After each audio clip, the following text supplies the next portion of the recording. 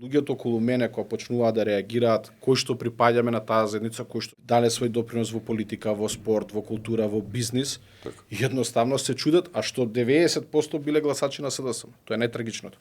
Тогаш вие сваќате дека веќе партијата е претворена како некој центар за да спроведува нечива туѓа политика.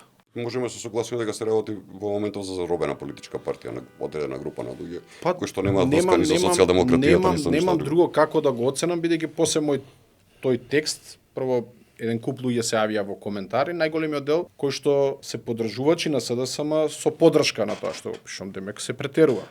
И сега вие кога не допирате, вие одма идете контра и одма напаѓате. Значи вие како да сте должни да се што не ви се допаѓа или се што е поврзано со одреден политичар да го сатанизирате на некој начин. И да го исклучат од политичката партија, како што се случи и со во последно време со Деспотовски, мислам дека. Да. Човек кој што 40 години, 35 години во социјалдемократскиот сојуз. Тоа стана чудно што 4 век онака од прилика таму. Значи животот сме го поминале таму, здравје сме изгубиле и едноставно ти доаѓа чудно, чекај некој што дошол вчера, завчера ти е поголем, ајде да кажеме СДС-овец него што си бил ти. Затоа многу луѓе се и тргнати, едноставно како да не смеа да кажат или да критикуваат.